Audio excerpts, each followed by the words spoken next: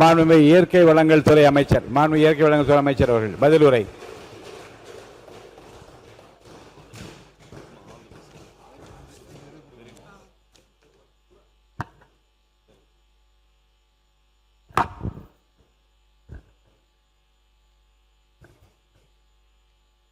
மாண்புமிகு பேரவைத் தலைவர்களே, கனிம வளத்துறை மானிய கோரிக்கை மீதான விவாதத்தின் தொடர்ச்சியாக என்னுடைய பதிலை தொடங்குகிறேன். விடுதலை போராட்டத்தில் இந்தியாவிலேயே முதல் பெண் குரலாக ஓங்கி ஒலித்து வெள்ளையனை அலறச் செய்த வீரமங்கை வேலுநாச்சியார், வீரத்தின் விளை நிலவமாகவும் வெள்ளையர்களுக்கு சிம்மசொப்பனமாகவும் விளங்கிய மருது சகோதரர்கள், பாகனேரின் நாட்டை ஆண்டு வெள்ளையர்களை போர் திறனால் அன்று செய்த வாளுக்குவேலி அம்பலம், ஆங்கிலேயரின் கிழக்கிந்திய கம்பெனி படைக்களத்தை தற்கொலை படையாய் உடைத்து நோக்கிய உடையாள் பெண்கள் படை தளபதி வீரமங்கை குயிலி, ஆங்கிலேயர்கள் மற்றும் ஆற்காடு நவாப்புகளுடன் நெஞ்சுரத்துடன் வீரப்போர் புரிந்து இன்னுயிர் இழந்த மாமன்னர் முத்துவடுகநாத தேவர், வெள்ளையனே வெளியேறு இயக்கத்தின் பொழுது இந்தியாவிலேயே முதன்முறையாக சிறை உடைப்பு போராட்டத்தை திருவாடானையில் முன்னின்று நடத்திய முதுபெரும் தலைவர்களான சின்ன அண்ணாமலை செட்டியார் மற்றும் TS ராமநாதன் பிள்ளை அவர்களையும் நாடு இன்றும் போற்றி வருகிறது. இப்படி வீரத்தின் விளைநிலமாகவும் தியாக செம்மல்களின் பிறப்பிடமாகவும் விளங்கிய புனித பூமியாம் ராமநாதபுரத்தில் இருந்துதான் சிவகங்கை மாவட்டம் தோன்றியது. பார்போற்றும் தேசிய தலைவர், ஆன்மீகத்தையும் அரசியலையும் தனது இரு கண்களாக கொண்டவர் தெய்வத்திரு முத்துராமலிங்க தேவர் அவர்கள் பிறந்தது புனித பூமியான ராமநாதபுரம் மாவட்டத்தில்தான்.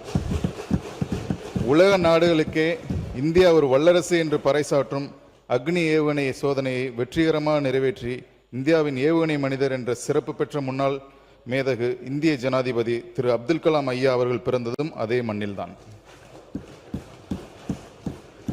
இத்தகைய வீரமும் தீரமும் ஆற்றலும் அறிவும் பொதிந்த இப்புனித பூமியில் தோன்றிய தங்க தளபதிதான் மாண்புமிகு தமிழ்நாடு முதலமைச்சர் என்பதை நான் இங்கே பெருமையுடனும் கர்வத்துடனும் சொல்லிக் கொள்கிறேன். விலை மதிப்பற்ற வைரங்கள் பிறக்கும் மண்ணில்தான் மீண்டும் அரிய வைரங்கள் தோன்றும். எவராலும் எட்டி பிடிக்க முடியாத உயரத்தில் அத்தகைய ஒளி வீசக்கூடிய வைரமாகவும், தொட்டு பார்க்க நினைக்கும் எதிரிகள் எவர் வரினும் சற்றும் உரசி பார்க்க முடியாத வலிமையான ராமநாதபுரம் வைரம்தான் இன்று செயின்ட் ஜார்ஜ் கோட்டையிலிருந்து தமிழ்நாட்டுக்கே ஒளி வீசிக்கொண்டு ஆண்டு கொண்டிருக்கிறது. வெள்ளையனே வெளியேறு இயக்கத்தின் பொழுது இந்தியாவிலேயே முதல் முறையாக சிறை உடைப்பு போராட்டத்தை திருவாடானையில் மேற்கொண்டு சுதந்திர இந்தியாவில் திருவாடானை தொகுதியில் முதல் சட்டமன்ற உறுப்பினராக தேர்ந்தெடுக்கப்பட்ட தியாக செம்மல் பாலபாரதி செல்லத்துறை ஐயா அவர்களின் வழிவந்து தேசப்பற்றை கற்றுக்கொண்டவன் நான். எனது தந்தை இந்திய கப்பல் படையில் இந்தியாவின் பல பகுதியிலும் தேசத்திற்காக பணியாற்றி தேசப்பற்றை எனக்கு தினம் தினம் சொல்லி வளர்த்த என் தந்தை அவர்களுக்கு எனது நெஞ்சார்ந்த நன்றிகள். எனது தந்தை தந்த தேசப்பற்றுடன் சேர்த்து நம் தாய் தமிழ்நாட்டு மக்களின் மீதான பற்றையும் என்னிடம் வளர்த்தெடுத்து பல்மருத்துவரான என்னை தாவகாவில் ஒரு பக்குவமிக்க மக்கள் தொண்டனாக களப்பணியாற்ற தூண்டியவர் நம் தளபதி. என்னை அடையாளம் கண்டு தளபதியிடம் என்னை அறிமுகப்படுத்தி எங்களுக்கு ஊக்கமூட்டி வழிகாட்டி தளபதியின் தளபதியாய் நின்று வழி நடத்தியவர் எங்கள் அன்பிற்கும் பெருமரியாதைக்கும் உரிய மாண்புமிகு ஊரக வளர்ச்சித்துறை அமைச்சர் கழக பொதுச் செயலாளர் அவர்களுக்கு என்னுடைய நெஞ்சார்ந்த நன்றியை தெரிவித்துக் கொள்கிறேன். தனது இரு பிள்ளைகளில் மூத்தவனை நான் நாட்டுக்கு தெரிகிறேன் என்று என்னை என் தளபதியிடம் உட்படுத்த என் தாயார் அவர்களுக்கு நெஞ்சார்ந்த நன்றிகளை தெரிவித்துக் கொள்கிறேன். ஒரு நல்ல வாழ்க்கை துணைவியாக நான் பயணிக்கும் பாதையில் ஒவ்வொரு முயற்சியிலும் முழு பங்களிப்பை தந்து அரசியல் நான் பணியாற்றி துவங்கிய காலத்திலிருந்து இன்று வரை எனக்கு முழு ஒத்துழைப்பு தந்த என் மனைவிக்கும் இந்த நல்ல வேளையில் மனப்பூர்வமான நன்றியை தெரிவித்துக் கொள்கிறேன்.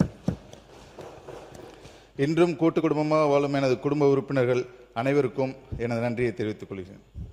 தேர்தல் காலத்தில் என்னோடு தோளோடு தோள் நின்று வெற்றிகரமாக பாடுபட்ட எனது நண்பர்களுக்கும் இரவு பொருள் பாராது வெற்றி ஒன்றே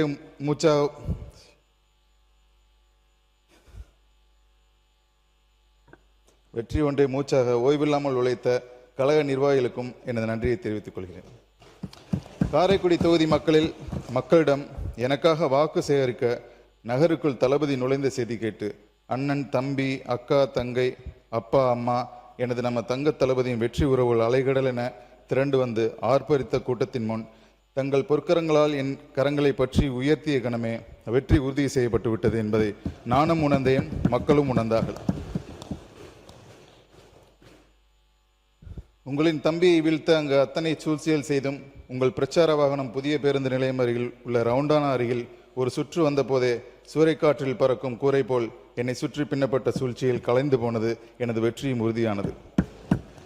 காரைக்குடியில் நீங்கள் கால் தடம் பதித்ததும் எனது வெற்றி மட்டுமல்லாமல் சிவகங்கை மாவட்டத்தில் உள்ள 4 தொகுதிகளும் உங்கள் வெற்றி கோட்டையாக மாறியது. காரைக்குடி சட்டமன்ற தேர்தல் வரலாற்றில் முதல் முறையாக 1 லட்சம் வாக்குகளுக்கு மேல் செலுத்தி என்னை வெற்றி பெற செய்த வாக்காளர் பெருமக்களுக்கு எனது நெஞ்சார்ந்த நன்றிகள். நன்றி மட்டுமல்ல, என்றும் உங்களுக்கு நன்றி உள்ளவனாக இருப்பேன் என்று பேரவையில் வாயிலாக தெரிவித்துக் கொள்கிறேன். தமிழக சுதந்திர வீர வரலாற்றில் தமிழகத்தின் ஜாலியன் வாலாபாக் என்று அழைக்கப்படும் தியாக வரலாறு நடந்தேறிய தேவகோட்டை மற்றும் அதன் தாலுகாவை தன்னகத்தே கொண்டது காரைக்குடி தொகுதி.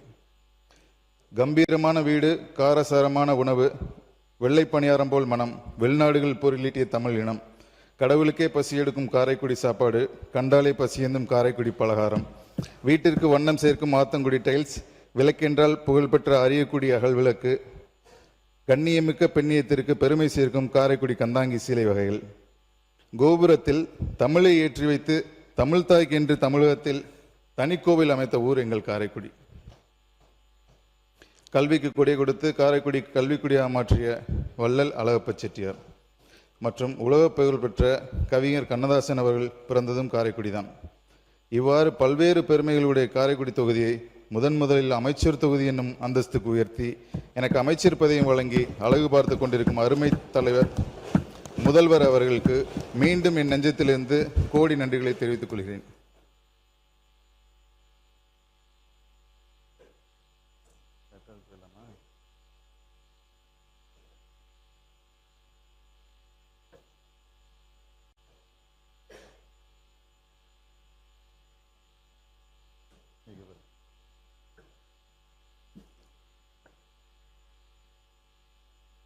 மாண்பு பேரவைத் தலைவர் அவர்களே, காலம் கருதி என்னுடைய உரை சுருக்குகிறேன். காணாமல் போனவர்கள் பற்றிய அறிவிப்பை கேள்விப்பட்டிருப்பீர்கள்.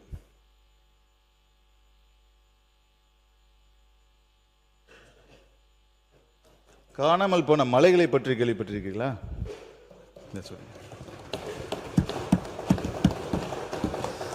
பெரம்பலூர் மாவட்டத்தில் எழும்பலூர் கிராமத்தில் 75 மீட்டர் உயரமுள்ள பிரம்மரிஷி மலை 2006ஆம் ஆண்டு முதல் சுமார் 3 ஏக்கர் பரப்பரப்பில் 25 மீட்டர் உயரம் வரை வெட்டி எடுக்கப்பட்டு காணாமல் போய்விட்டது.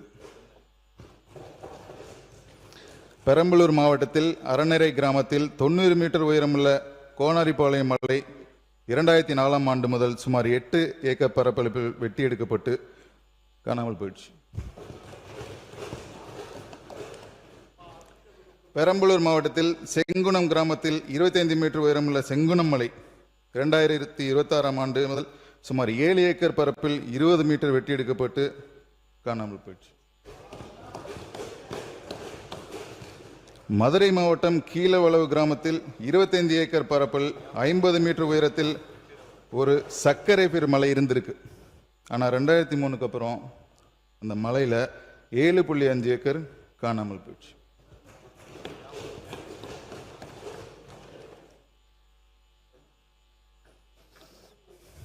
மதுரை மாவட்டத்தில் கொண்டையம்பட்டி கிராமத்தில் 35 மீட்டர் உயரமுள்ள குன்று 2021க்கு பிறகு சுமார் 5 ஏக்கர் பரப்பு வெட்டி எடுக்கப்பட்டு காணாமல் போயிடுச்சு.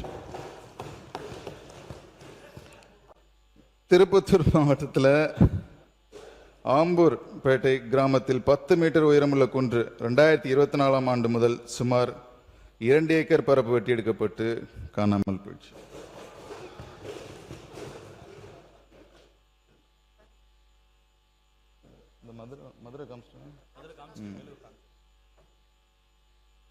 ராணிப்பேட்டை அனந்தலை கிராமத்தில் 16.16 ஹெக்டேர் பரப்பளவில் 70 மீட்டர் உயரத்தில் அனந்தலை மலைன்னு ஒன்று வந்திருக்கு.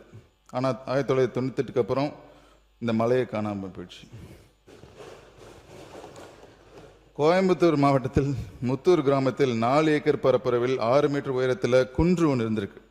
ஆனால் 2022ஆம் ஆண்டுக்கு பிறகு அந்த குன்றே காணாமல் போயிடுச்சு. கோயம்புத்தூர் மாவட்டத்தில் முத்தூர் கிராமத்தில் 3 ஏக்கர் பரப்பரப்பில் 10 மீட்டர் உயரத்தில் குன்று ஒன்று இருந்திருக்கு.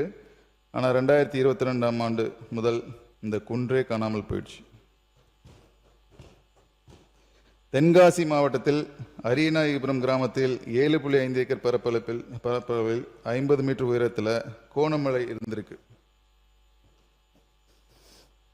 ஆனால் 99க்கு அப்புறம் இந்த குன்றே காணாமல் போயிடுச்சு. இப்போ நான் சொன்னது ஒரு சாம்பிள் தான். இந்த மாதிரி பல குன்றுகள் காணாமல் போய்விட்டன தமிழ்நாட்டில்.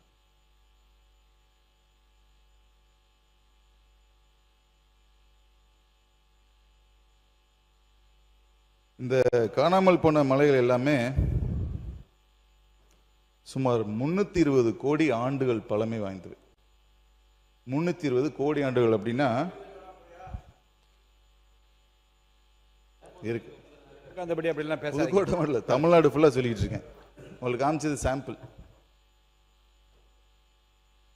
320 கோடி ஆண்டுனா மனிதர்கள் வர்றதுக்கு முன்னாடியே இந்த பூமியில தோன்றியவர்கள் இந்த குன்றுகளும் மலைகளும்.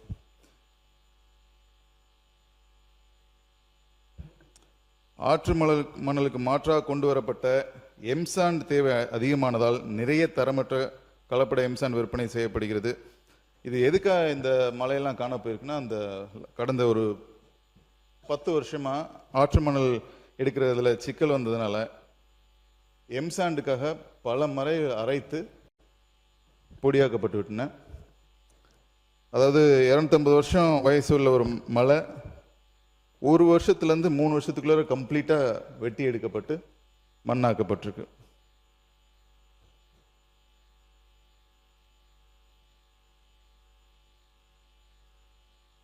இப்பொழுது மலையில் மட்டும் உடைத்து அளிக்கவில்லை, விதிமுறைகளை மீறி அளவுக்கு அதிகமாக மண் அள்ளப்பட்டதால் காலம் காலமாக நம் முன்னோர்கள் காப்பாற்றி வந்த நீர் ஆதாரங்களாக விளங்குகின்ற கண்மாய், ஏரி, குளம் போன்றவற்றையும் பால்படுத்தி வைத்துள்ளார்கள். ஆழம் பார்க்காமல் மண்ணை அள்ளி எடுத்து தண்ணீர் தங்கி நிற்க வேண்டிய இடத்தை எல்லாம் வெறும் பாறை தெரியும் அளவுக்கு பள்ளமாக்கி விட்டார்கள். நீர்நிலைகள் பாழானது மட்டுமல்லாமல் நிலத்தடி நீர்மட்டம் அதிக ஆழத்திற்கு போனதால் பல இடங்களில் விவசாயிகள் நீரினை பயன்படுத்த இயலவில்லை. இயற்கை கொடுத்த மிகப்பெரிய சொத்தான நீர்நிலைகளை இப்போது நாம் காப்பாற்றவில்லை என்றால் குடிக்க கூட தண்ணீர் இல்லாமல் வரப்போகின்ற தலைமுறைக்கு மிகப்பெரிய ஆபத்தாக முடிந்துவிடும்.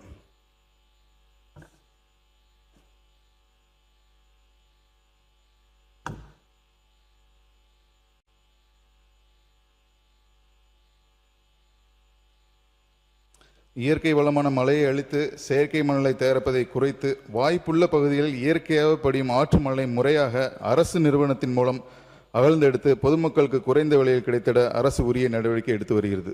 மேலும் அரசு கண்மாய் மற்றும் ஏரிகளில் அதிக அளவில் படிந்துள்ள மண்ணை முறையாக அனுமதிக்கப்பட்ட அளவுடன் விதிகளுக்கு உட்பட்டு அரசு நிறுவனத்தின் மூலம் வெட்டி எடுக்கவும் நடவடிக்கை எடுக்கப்படும். மேலும் கட்டுமான பொருட்களின் தேவையை கருதி பிற மாநிலங்களிலிருந்து கனிமம் இறக்குமதி செய்வதற்கான சாத்தியக்கூறுகளை இவ்வரசு ஆராயும். குவாரிகளில் பயன்பாடு இல்லாமல் குவித்து வைக்கப்பட்டுள்ள கழிவு கற்களை சுழற்சி முறையில் பயன்படுத்த உள்ள வாய்ப்புகள் ஆகியவை குறித்து விரிவாக ஆராய்ந்து கட்டுமான பொருட்களின் தட்டுப்பாடினை நீக்கிடவும் இதன் மூலம் குறைந்த விலையில் பொதுமக்களுக்கு கட்டுமான பொருட்கள் கிடைத்திடவும் வழிவகை செய்யப்படும். தமிழ்நாட்டின் தினசரி மணல் தேவைக்காக செயற்கை மணலை மட்டுமே சார்ந்திருப்பது நீண்ட கால தீர்வாகாது. எனவே ஆற்று மணல், எம்சாண்ட், பிற மாநிலங்களிலிருந்து மற்றும் அயல் நாடுகளிலிருந்து மணல் இறக்குமதி செய்ய உள்ள வழிவகைகளை ஆராய்ந்து இவற்றை ஒருங்கிணைத்து டைவர்சிஃபைடு சாண்ட் சப்ளை சிஸ்டம் பல்முனை மணல் விநியோக முறையை உருவாக்குவது தற்போதைய சூழ்நிலை மிகவும் அவசியமாகும். குறிப்பாக மலேசியா, கம்போடியாவின் மீகாங் ஆற்றுப்பகுதியில் மற்றும் தைவானில் உள்ள ஆற்றுப்பகுதியில் கிடைக்கும் மணலை இறக்குமதி செய்ய உள்ள சாத்தியக்கூறுகளை ஆய்வு செய்து நமது அரசு உரிய நடவடிக்கை எடுக்கும்.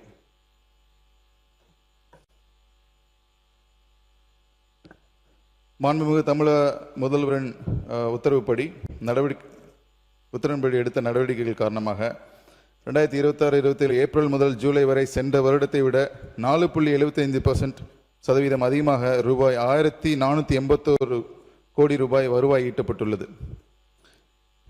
அண்டை மாநிலங்களுக்கு கனிமங்கள் கடத்தப்படுவதை கண்காணிக்க மே 25-26 அன்று தென்காசி புலியரை சோதனை சாவடியில் ஆய்வு மேற்கொண்டு அதிகாரிகளுக்கு தேவையான அறிவுரைகளை வழங்கியிருக்கிறோம்.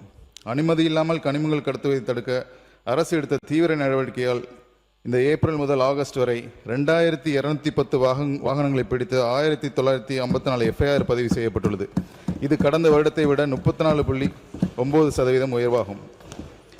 2026 ஏப்ரல் முதல் ஆகஸ்ட் வரை 298 சட்டவிரோத குவாரிகளை கண்டுபிடித்து 105 எஃப்ஐஆர் பதிவு செய்யப்பட்டுள்ளது. இது கடந்த வருடத்தை விட 46.7% உயர்வாகும். ட்ரோன் மூலமாக 1506 குவாரிகளை அளவிடப்பட்டதில் விதிமீறல்கள் கண்டறியப்பட்ட 499 குவாரிகளில் 303 குவாரிகளுக்கு ரூபாய் 500 கோடி அபராதம் விதிக்கப்பட்டு அதில் ரூபாய் 46 கோடி வசூலிக்கப்பட்டுள்ளது. குவாரி ஆய்வில் விதிமீறல்கள் கண்டுபிடிக்கப்பட்ட 108 குவாரிகளில் தற்காலிகமாக நிறுத்தி வைக்கப்பட்டு 150 கோடி அபராதம் விதித்து உரிய நடவடிக்கை எடுக்கப்பட்டுள்ளது. வாகனங்களில் கனிமங்கள் அனுமதிக்கப்பட்ட அளவில் மட்டுமே கொண்டு செல்வதை முழுமையாக செயல்படுத்துவதற்காக முதல் முறையாக நமது அரசு 5/6/2026 அன்று அரியலூர் மாவட்டத்தில் சுண்ணாம்புக்கல் சுரங்கத்தில் இடைமேடையில் மீமா ஸ்தலத்தோடு இணைக்கும் பணிகள் வைக்கப்பட்டுள்ளது. அதன் தொடர்ச்சியாக அதிகமாக கனிமங்கள் கடத்துவதை தடுக்க 49 சுரங்க இடைமேடைகளும் 12138 வாகனங்களில் GPS கருவிகளும் மீமா ஸ்தலத்துடன் இணைக்கப்பட்டுள்ளது. மேலும் கனிம வளத்தை ஏற்று செல்லும் வாகனங்கள் ஒரே நடசீட்டை பயன்படுத்தி சட்டத்திற்கு புறம்பாக பலமுறை கனிமம் ஏற்று செல்வதை கூகுள் மேப் மூலமாக நிகழ்நேரத்தில் கண்காணித்து ரியல் டைம் மானிட்டரிங் தடுக்கும் வகையில் ஜூலை 24 அன்று உத்தரவிடப்பட்டுள்ளது. கனிம கடத்தலை தடுக்க சென்னை, செங்கல்பட்டு, காஞ்சிபுரம், திருவள்ளூர், தென்காசி மாவட்டங்களில் சிறப்பு குழுக்கள் அமைக்கப்பட்டு தீவிரமாக கண்காணிக்கப்பட்டது.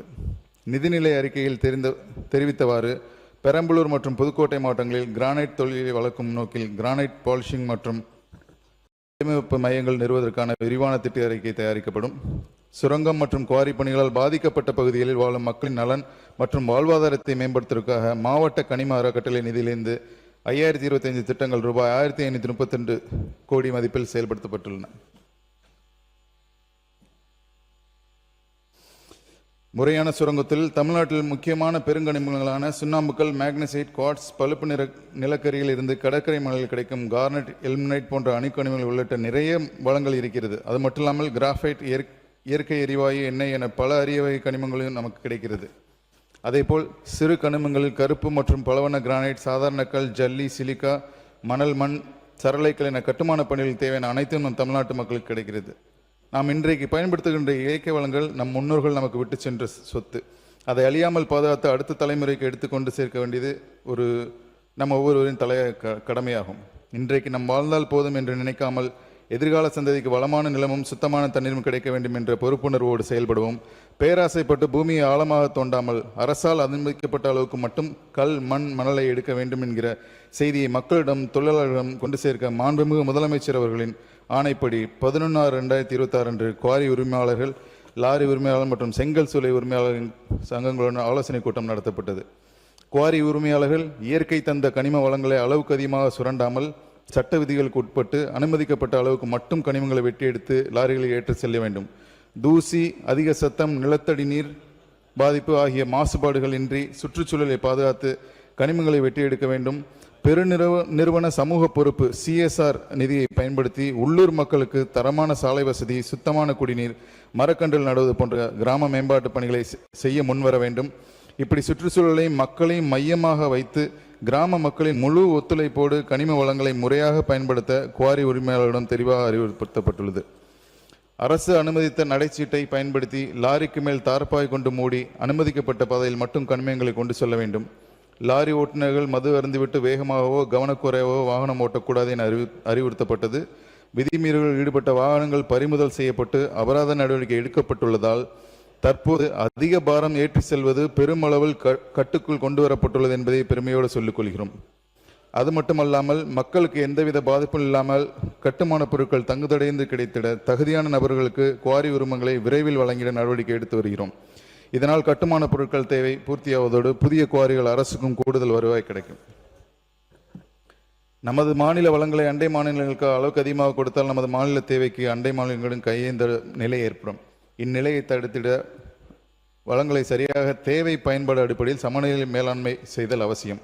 தமிழகத்தில் இப்போது நடைபெற்று கொண்டிருக்கின்ற கட்டுமான பணிகளுக்கும் குறிப்பாக மாமல்லபுரம், மரக்காணம், பெங்களூரு, சென்னை, பரமக்குடி ராமநாதபுரம், தொப்பூர் கணவாய், ஸ்ரீபெரும்புதூர் காரைப்பேட்டை தேசிய நெடுஞ்சாலை பணிகளுக்கும் வேலூர் ரிங் ரோடு ரயில்வே மேம்பால பணிகளுக்கும் தேவையான கட்டுமான பொருட்களை உடனுக்குடன் வழங்க வேண்டியது மிகவும் அவசியம். அப்போதுதான் இந்த முக்கிய திட்டங்கள் எல்லாம் விரைவாக முடிந்து மக்கள் பயன்பாட்டுக்கு கொண்டு வர முடியும். அரியலூர், பெரம்பலூர் மற்றும் திருச்சி மாவட்டங்களில் உள்ள 22 இடங்களில் சுண்ணாம்புக்கள் ஏலம் விடும் வேலை தேக்க நிலையில் இருந்தது. ஆனால் நம் அரசினால் துரித நடவடிக்கை எடுக்கப்பட்டு உத்தரவு பிறப்பிக்கப்பட்டதால் முதற்கட்டமாக 22.71 கோடி ரூபாய் வருவாய் கிடைத்துள்ளது. மேலும் இந்த உரிமங்கள் மூலம் வருங்காலத்தில் 4500 கோடி ரூபாய் ராயல்ட்டியாக கிடைக்கும். இதனால் சிமெண்ட் தட்டுப்பாடு இல்லாமல் குறைந்த விலையில் கிடைக்கும். ஏற்கனவே தெரிவித்தபடி கட்டுமான பொருட்களின் விலை பெருமளவு குறையும். வீடு என்பது ஏழைகளின் எட்டாக்கனி, ஒவ்வொரு குடிமகனின் கனவு. உண்ண உணவு, உடுக்க உடை, வாழ இருப்பிடம் என்ற அடிப்படை இலக்கை ஒவ்வொரு ஏழை எளிய மனிதனும் அடைந்து பலனடைய வேண்டும் என்பதே எங்கள் அரசின் முதன்மையான நோக்கம். மக்களின் இந்த கனவை நனவாக்குவதற்காகவே எங்கள் மாண்புமிகு முதல்வர் அவர்கள் ஒவ்வொரு நொடியும் தீவிரமாக பாடுபட்டு வருகிறார்கள். கனிம வளத்துறைக்கு வரலாற்று சிறப்புமிக்க 438 கோடி ரூபாய் நிதி ஒதுக்கீடு. நிதிநிலை அறிக்கையில் இயற்கை வளங்கள் துறைக்கு முக்கியத்துவம் அளித்து 438 கோடி நிதி ஒதுக்கீடு செய்யப்பட்டிருப்பது மாண்புமிகு முதல்வர் அவர்களின் வரலாற்று சிறப்புமிக்க நடவடிக்கையாகும். இயற்கை வளங்களை முறையாக பாதுகாத்து அவற்றின் நிலையான பயன்பாட்டை உறுதி செய்வதுடன் கனிம வள மேலாண்மை மற்றும் சட்டவிரோத சுரங்க நடவடிக்கைகளை தடுப்பதற்கு தேவையான அனைத்து நடவடிக்கைகளிலும் நமது அரசு மேற்கொள்ளும் என தெரிவித்துக் கொள்கிறேன். கனிம வளத்துறையில் நமது அரசு எடுக்கும் ஒவ்வொரு நடவடிக்கையும் செயல்படுத்தப்படும் திட்டம் ஒவ்வொன்றும் நிச்சயம் வரலாற்றில் பொறிக்கப்படும். நம் முதல்வர் அவர்களின் இந்த வரலாற்று சாதனை வருங்கால சமுதாயத்தின் முன்னேற்றத்துக்கு தேவையான வருவாயை பெருமளவில் தந்து பெரிய உறுதுணையாக இருக்கும் என்பதில் எந்தவித மாற்று கருத்தும் இல்லை. நிலையான மற்றும் பொறுப்பான சுரங்கத் தொழில். மீட்டெடுக்க முடியாத இயற்கை வளங்களை இன்றைய தேவைகளுக்கு மட்டுமே பயன்படுத்தி தீர்த்து விடாமல் முறையான அறிவியல் பூர்வமான குவாரி செயல்முறைகள், நிலையான மற்றும் நீடித்த சஸ்டைனபிள் அண்ட் ரெஸ்பான்சிபிள் மைனிங் சுரங்க மேலாண்மை முறைகளை பின்பற்றி அவற்றை அடுத்தடுத்த தலைமுறைக்கு கிடைக்கக்கூடிய நீண்டகால வளமாக பாதுகாப்பதே நமது நோக்கமாக இருக்க வேண்டும். மேலும் சுரங்கப் பணிகள் முடிந்த பிறகு குவாரி பள்ளங்கள் அப்படியே விட்டுவிடாமல் மரங்களை நட்டு பசுமையான பகுதியாக மாற்றுவது, சுரங்கங்களிலிருந்து வெளியேறும் நீரை சுத்திகரித்து விவசாயத்திற்கும் குடிநீருக்கும் பயன்படுத்துவது மற்றும் கனிமம் எடுக்கப்பட்ட பகுதிகளை மீண்டும் விவசாய நிலங்களாவோ அல்லது நீர்நிலைகளாவோ மாற்றி சுற்றுச்சூழலை மீட்டெடுப்பதாகும். துறையின் நோக்கம் மற்றும் தொலைநோக்கு பார்வை. அறிவியல் பூர்வமான ஆய்வு, விதிகளுக்கு உட்பட்டு சுரங்கப் பணிகள் மேற்கொள்ளுதல், கனிம மறுசுழற்சி பொருளாதார கொள்கை மற்றும் தொழில்நுட்பம் மூலமாக கனிம வளங்களை பாதுகாத்து தமிழ்நாட்டில் பொருளாதாரத்தை உயர்த்தி அரசுக்கு வருவாய் தரும் இத்துறையை முதன்மை துறைகளில் ஒன்றாக மாற்றுவதே மாண்புமிகு தமிழக முதலமைச்சர் அவர்களின் லட்சியமாகும். குவாரிகளை மற்றும் கண்காணிப்பதோடு இல்லாமல் கனிம அகழ்வு முதல் இறுதியாக சென்றடையும் இடம், எக்ஸ்ட்ராக்ஷன் டு டெஸ்டினேஷன், முழு சங்கிலியையும் கண்காணிப்பதை செயல்படுத்துவதே நமது அரசின் முதன்மையான பணியாகும். குவாரிகளில் உருவாகும் தூசு, சிறிய மற்றும் பெரிய ஜல்லிகள், கருத்துகோள்கள் போன்ற துணைப் பொருட்களை வகைப்படுத்தி தரசோதனை செய்து உரிய கட்டுமான மற்றும் தொழில்துறை பயன்பாடுகளில் முழுமையாக பயன்படுத்தி zero to low waste quarrying என்ற இலக்கை நோக்கி குவாரி செயல்பாடுகளில் மாற்றியமைக்க நடவடிக்கை மேற்கொள்ளப்படும். வீடு கட்டுவது என்பது இன்றைய நிலையை ஏழைகளின் எட்டாக்கணி என்ற குறையை சரி செய்யும் விதமாக தமிழ்நாட்டில் வீடு கட்டும் ஆசைப்படும் ஒவ்வொரு குடும்பத்திற்கும் தரமான கட்டுமான பொருட்கள் தட்டுப்பாடின்றி நியாயமான விலையில் கிடைத்திட உரிய வரன்முறைகளின்படி வழிவகை செய்யப்படும். கல்குவாரிகள் நடத்துவது என்றாலே மக்கள் தவறாக பார்க்கும் அளவிற்கு அதிகப்படியாக சுற்றுச்சூழல் மாசுபாடு அடைவதாக பொதுமக்கள் அச்சம் தெரிவித்து வருகின்றனர். இத்தகைய சூழலில் ஒவ்வொரு கல்குவாரியிலும் சுற்றுச்சூழலை பாதுகாத்து அருகில் உள்ள நீர் ஆதாரங்களை பாதிக்காத வகையில், விவசாய நிலங்களை பாதிக்காத வகையிலும் கண்காணிப்பு, கட்டுப்பாடுகள், சுற்றுச்சூழல் பாதுகாப்பு தொடர்பாக பின்பற்ற வேண்டிய நடைமுறைகள் முழுமையாக செயல்படுத்தப்படும். மேலும் விதிமீறல்கள் இன்றி முறையாக குவாரி பணி செய்யும் வகையில் குவாரி உரிமையாளர்களை சரியான பாதையில் வழிநடத்தி செல்வதே நமது அரசின் நோக்கமாகும்.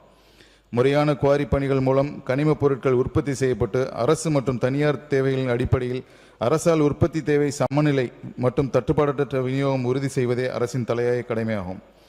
மலைகளை அழிக்காமல் மாற்று வழியில் கட்டுமான பொருட்களை உற்பத்தி செய்யும் எவ்வித சமரசமின்றி கனிம வள கடத்தலை இரும்பு கரம் கொண்டு அடக்கி கனிம வருவாயை பெருக்க நடவடிக்கை இருப்பதே நமது அரசின் முதன்மை நோக்கமாகும். கல்குவாரிகள் உற்பத்தி செய்யப்படும் சாதாரண கல், ஜல்லி, எம்சான் போன்றவை மற்றும் கிரானைட் குவாரிகள் உற்பத்தி செய்யப்படும் பல வகையான கிரானைட் கற்கள் என இயற்கை வளங்கள் துறையின் கீழ் உற்பத்தி செய்யப்படும் அனைத்து பொருட்களும் சரியாக கணக்கிடப்பட்டு கனிம வருவாய் இழப்பு முற்றிலும் தடுக்கும் நோக்கில் உரிய வரி விதிப்பின் மூலம் மாநில அரசின் கனிம வருவாய் பன்மடங்காக பெருக்கப்படும்.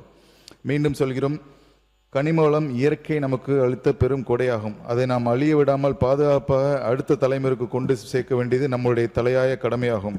இயற்கையை நாம் காப்பாற்றினால் இயற்கை நம்மை காப்பாற்றும். வருங்கால சந்ததி நம்மை போற்றி கொண்டாடும். இப்படி ஒரு முக்கியத்துவம் வாய்ந்த துறைக்கு என்னை அமைச்சராக்கி சரியான வழிகாட்டுதல் வழங்கி கனிமவளத்துறை சிறப்பாக செயல்பட தூண்டிய எங்கள் தலைவர் மாண்புமிகு முதலமைச்சர் அவர்களுக்கு கோடான கோடி நன்றியை தெரிவித்துக் கொள்கிறேன். என்னாலும் எனக்கு அளித்த பணியை இதே உறுதியுடன் செயலாற்றி என் தளபதிக்கு பெருமை சேர்ப்பேன் என்று உறுதியளிக்கிறேன்.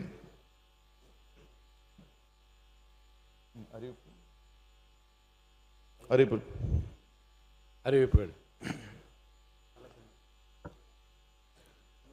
அறிவிப்பு நம்பர் 1. புவியியல் மற்றும் சுரங்கத்துறையில் ஒருங்கிணைந்த மின்னணு கனிம மேலாண்மை centralised command and control centre உருவாக்குதல். புவியியல் மற்றும் சுரங்கத்துறையில் மாநில அளவிலான சுரங்க கட்டுப்பாடு மற்றும் கண்காணிப்பு மையம் ரூபாய் 2 கோடி மதிப்பீட்டில் அமைக்கப்படும். புவியியல் மற்றும் சுரங்கத்துறையில் ஆளில்லா விமானம் மற்றும் செயற்கைக்கோள் அடிப்படையிலான சுரங்க கண்காணிப்பு பிரிவு அமைக்கப்படும்.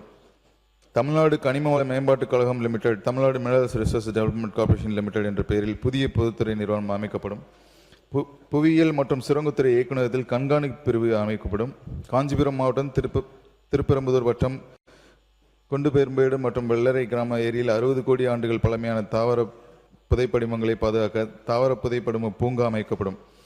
ஃபாசில் பார்க். மேலும் கைவிடப்பட்ட சுரங்கங்கள் மற்றும் கல்குவாரிகள் பொது தனியார் கூட்டாண்மை பப்ளிக் பிரைவேட் பார்ட்னர்ஷிப் முறையின் மூலம் சுரங்க சுற்றுலா மையங்கள் அமைப்பதற்கான விரிவான திட்ட அறிக்கை தயாரிக்கப்படும். சுரங்கம் மற்றும் கனிமவளத்துறையில் புதிய கொள்கைகள் வகுக்கப்படும். அரவை கற்கள், ஆட்டுக்கள், அம்மிக்கல் மற்றும் கற்சிலைகளை தயாரிக்கும் பணிகள் ஈடுபட்டு வரும் சிறு தொழில் முனைவோருக்கு தேவையான சாதாரண கற்கள் கிடைப்பதை உறுதி செய்யும் வகையில் தற்போதுள்ள ஒழுங்குமுறை நடவடிக்கை கூட்டமைப்பு மற்றும் மறு ஆய்வு செய்யப்பட்டு தேவையான மாற்றங்கள் செய்யப்படும்.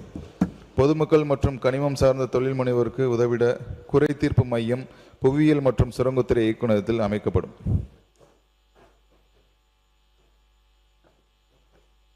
இயற்கை வழங்குத்துறையில் மாண்புமிகு உறுப்பினர்கள் அளித்துள்ள வெட்டு தீர்மானங்கள் அனைத்தையும் படித்து பார்த்தேன். அவற்றிற்கு எனது பதிலுரையில் விளக்கம் அளித்திருப்பேன் என கருதுகிறேன். விடுபட்ட வெட்டு தீர்மானங்களை மாண்புமிகு முதலமைச்சர் கவனத்திற்கு கொண்டு சென்று பரிசீலிக்கப்படும். மாண்புமிகு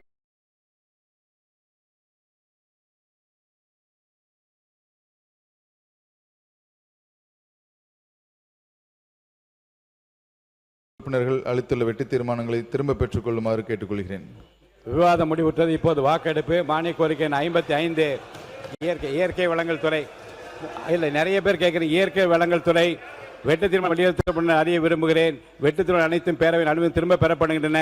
இயற்கை வளங்கள் துறை மானிய கோரிக்கை 55 கீழ் வருவாய் கணக்கில் ரூபாய் 434 கோடி 9,52,000 மூலதன கணக்கில் ரூபாய் 3,07,000 மற்றும் கடன் கணக்கில் ரூபாய் 50 லட்சம் ஆகியவற்றுக்கு மேற்படாத தொகைகள் அரசுக்கு வழங்கப்பெற வேண்டும் என்னும் மாண்புமிகு இயற்கை வளங்கள் துறை அமைச்சர் அவர்களின் தீர்மான பேரவையின் முடிவுக்கு விடப்படுகிறது. ஏற்போர் ஆம் என்க, மறுப்போர் இல்லை என்க. ஏற்போர் அதிகம் என்று கருதுகிறேன். ஏற்போர் அதிகம். தீர்மானம் நிறைவேறியது. அரசுக்கு கோரிய தொகைகள் வழங்கப்பெறுகின்றன. மானிய கோரிக்கை 27 தொழில் முதலீட்டு ஊக்குவிப்பு மற்றும் வர்த்தகத்துறை வெட்டு தீர்மானம் வலியுறுத்தப்படுகின்றன அறிய விரும்புகிறேன். வெட்டு தீர்மானம் அனைத்தும் பேரவையின் அனுமதி திரும்ப பெறப்படுகின்றன. தொழில் முதலீட்டு ஊக்குவிப்பு மற்றும் வர்த்தகத்துறை மானிய கோரிக்கை 27 கீழ் வருவாய் கணக்கில் ரூபாய் 2,216 கோடி 74,35,000 மூலதன கணக்கில் ரூபாய் 1,515 கோடி 83,75,000 மற்றும் கடன் கணக்கில் ரூபாய் 660 கோடி 51,92,000 ஆகியவற்றுக்கு மேற்படாத தொகைகள் அரசுக்கு வழங்கப்பெற வேண்டும் என மாண்புமிகு தொழில்துறை அமைச்சர்களின் தீர்மான பேரவையின் முடிவுக்கு விடப்படுகிறது. ஏற்போர் ஆம் என்க, மறுப்போர் இல்லை என்க. ஏற்போர் அதிகம் என்று கருதுகிறேன். ஏற்போர் அதிகம். தீர்மானம் நிறைவேறியது. அரசு கோரிய தொகைகள் வழங்கப்பெறுகின்றன. மானிய கோரிக்கை 31 தகவல் தொழில்நுட்பவியல் மற்றும் டிஜிட்டல் சேவைகள் துறை வெட்டு தீர்மானம் வலியுறுத்தப்படுகின்றன என்று அறிய விரும்புகிறேன். வெட்டு தீர்மானம் அனைத்தும் பேரவையின் அனுமதியில் திரும்ப பெறப்படுகின்றன. தகவல் தொழில்நுட்பவியல் மற்றும் டிஜிட்டல் சேவைகள் துறை மானிய கோரிக்கை 31 கீழ் வருவாய் கணக்கில் ரூபாய் 288 கோடி 39,59,000 மூலதன கணக்கில் ரூபாய் 109 கோடி 6,55,000 மற்றும் கடன் கணக்கில் ரூபாய் 50 லட்சம் ஆகியவற்றுக்கு மேற்படாத தொகைகள் அரசுக்கு வழங்கப்பெற வேண்டும் என்று மாண்புமிகு செயற்கை நுண்ணறிவு தகவல் தொழில்நுட்பவியல் மற்றும் டிஜிட்டல் சேவைகள் துறை அமைச்சர்களின் தீர்மான பேரவையின் முடிவுக்கு விடப்படுகிறது. ஏற்போர் ஆம் என்க, மறுப்போர் இல்லை என்க. ஏற்போர் அதிகம் என்று கருதுகிறேன். ஏற்போர் அதிகம். தீர்மானம் நிறைவேறியது. அரசுக்கு கோரிய தொகைகள் வழங்கப்பெறுகின்றன.